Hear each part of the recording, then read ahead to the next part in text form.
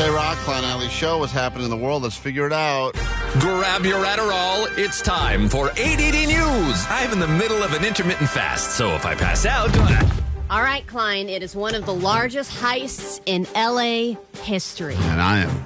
Listen, even just you saying that, I'm getting covered in goosebumps. It's So cool. It's so cool. I mean, it's not cool, obviously. It's Crime cool. Crime doesn't No, pay, of but in course, this case, it pays. Yeah, these people are criminals, so we shouldn't be talking about how cool this is. It's pretty but cool, how cool is this? Pretty cool. So, Klein, you talk about wanting to rob an armored car. That's your dream crime. But they were thinking even bigger. These guys decided, why rob one armored car when you can rob the armored building?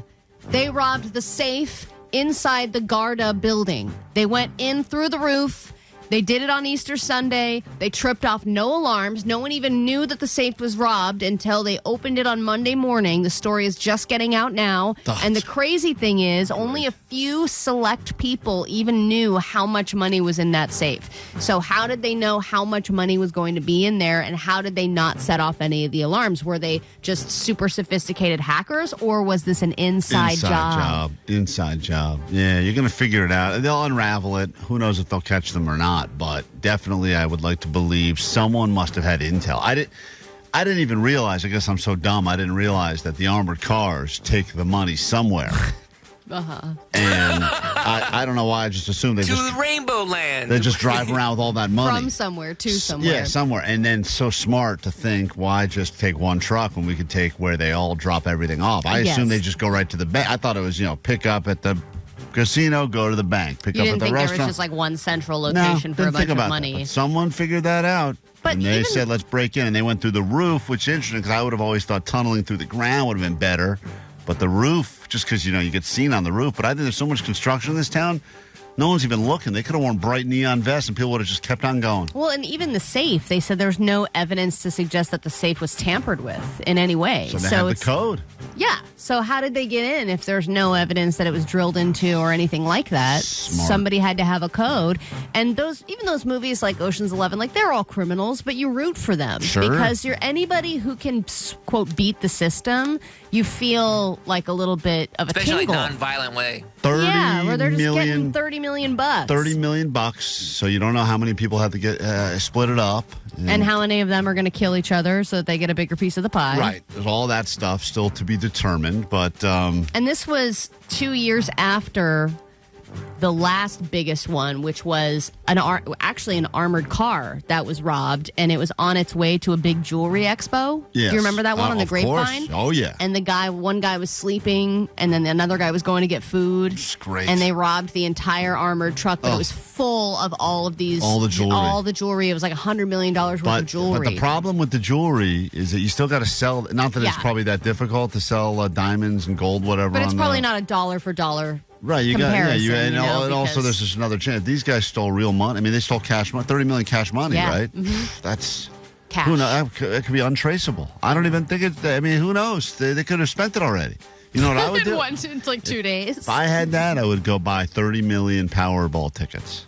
Or 15 million because they're $2 each. But that's what I would like, have done. hey guys, let's pool it. It's a great way to turn it into great way to wash that money. Wash it. All right, nowadays people get food delivered at least once a week. It is a market that continues to grow as we continue to get lazier. But soon you might not be getting delivery from a Dasher or an Uber Eats driver. You will be getting your delivery from a robot.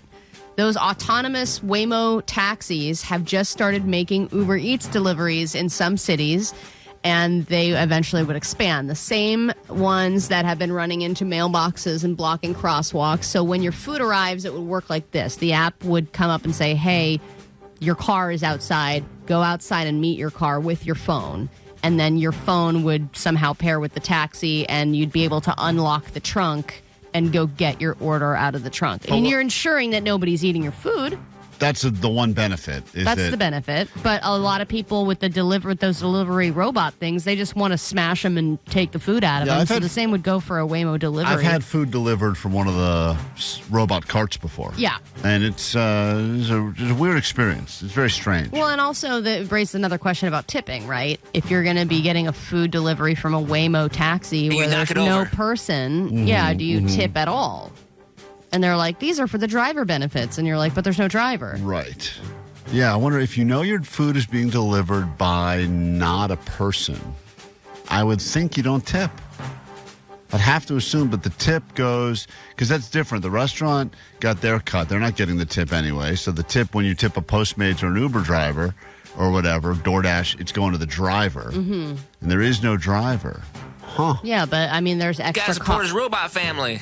No, because you think, like, who's the tip go to? The person that's doing the upkeep on the car, but you don't ever see that person? Right, or the extra costs that are the whole reason you tip a around driver, I mean, I think we all agree the reason we tip the driver with our food is so they don't spit in the food first, right? Isn't that why we all tip? And it's a chore to have to go to a restaurant, Yeah, pick up the stuff, drive right. it back. It's what we don't want to do, right? Exactly. That's why we pay somebody else to do it. Yeah, I think there's zero tipping going on there. I agree. I mean, I had a robot waiter that brought me drinks at one of those conveyor belt sushi places, but they still make you tip at the end.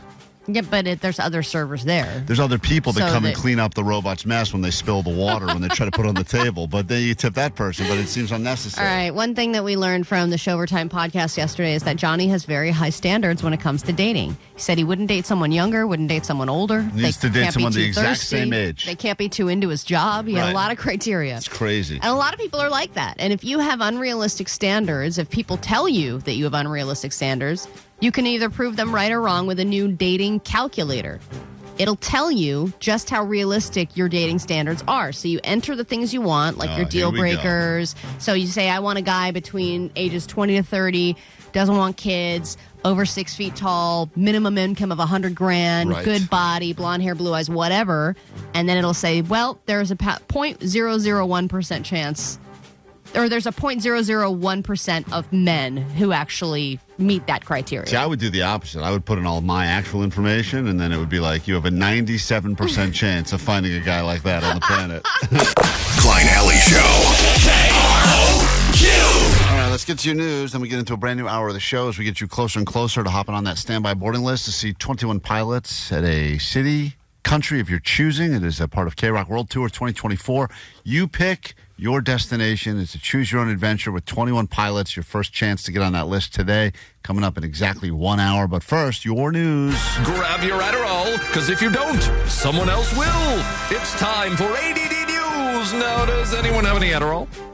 All right, more people than ever have STDs now. I think it's 1 out of every 4 people at this point, and climbing. And whenever there is a big event, say a big music festival like Coachella, the STD rates go up even more because everyone's having unexpected, unprotected sex. Because that's how you do a music festival right. And on the road to Coachella, a billboard just went up, and it's an ad for free STD checks. And the billboard reads, catch more than vibes? Go to freestdcheck.org. And it's in the Coachella font. It's got the Coachella colors. It's got an image of Coachella in the background. So it's very obvious that it's about catching an STD at Coachella, which means Coachella is not happy about that. And they have already started fighting to get this thing taken down. They ordered the organization to stop and take it down, but the organization said absolutely not, which is great that they're doubling down on it because it's a great billboard. Yeah, I don't know. This organization, what is it, the STD? I've seen these billboards around Southern California. freestdcheck.org. They're very clever. They do a good job. They do a really good job. They have. Yeah, Makes me wish I had an STD because I look at these billboards. I go, oh, I wish they were talking to me. Well, I'm sure someone could give you one. You want mine? No, you can keep yours, Allie. Yeah, I don't want that one for sure. I have herpes. No, we all know what Allie has. Thank I've you. never confirmed 100% that I think you did confirm it by not denying it. You confirmed it. But I think that it's hard now for a billboard to get that much attention and for a billboard to really be doing its job. You know, you feel like you really made it. And I wonder what the price is of a billboard in that location at that time period. A lot of people will be sitting on that road. I mean, it's going to be a long, it always is every year, back up to Coachella. So you got a lot of time, a lot of downtime there. And you will be looking. And I don't know if anyone's going to... I don't know if a billboard is going to necessarily get someone to convince someone to go get tested, but I think at the very least they're talking about it. And so you think twice when you're going to make out with some stranger, during the No Doubt set. Yeah, think about any billboard that could be relevant to the. It's like hungover, pull over right here and get hair of the dog, You're whatever. right. Yeah, every business can use Coachella for their business purposes. All right, here's another thing that Gen Z is being accused of killing. Say goodbye to the wallet, apparently. Wallets are no longer a thing, and if you carry one, you're a loser. More and more people are adopting the, quote, wallet-free lifestyle. And ultimately, they say a 100%. Everyone's broke now. No one's got any money left. I got nothing to put in this. And nothing here. Why am I lugging this thing around?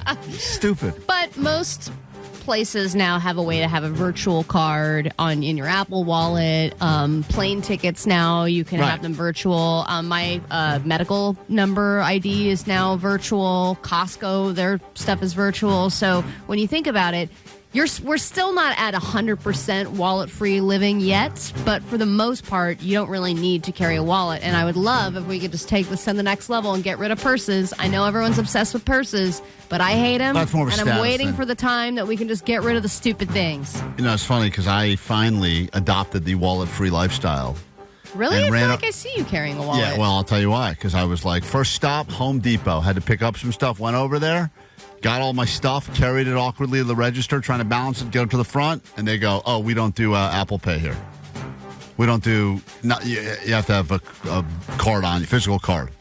Oh, so you tried to go wallet free? I tried to go wallet free, and I couldn't end up going. So that anxiety is what keeps me from having 100%. Yeah. But I don't carry a wallet. I will just literally take out my credit card and put it in my pocket, and then walk into a place. Yeah, but then you go to a place like there's a couple places like one of these pizza places right around here that I love. Apollino, they're cash only. So you got cash. That's just offensive. And then if you don't have cash, you got to have a card to go to ATM and find it. I'm not going to an ATM. So we have not agreed as a society yet. So it's still just when you feel like I can do this, all of a sudden you go one place, they're like, sorry. I just want to go to a place that's check only. Yeah, well, that's the life. That's your life, Ellie. Klein Alley Show.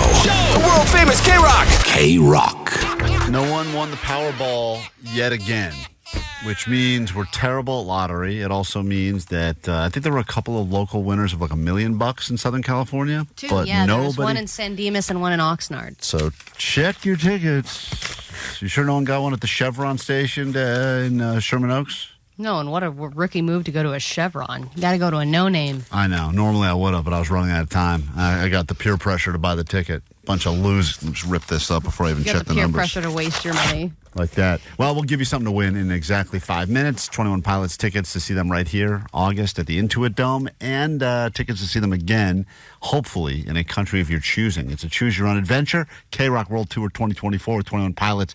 Your chance coming up at 9 o'clock with us this morning. Right now, though, your news.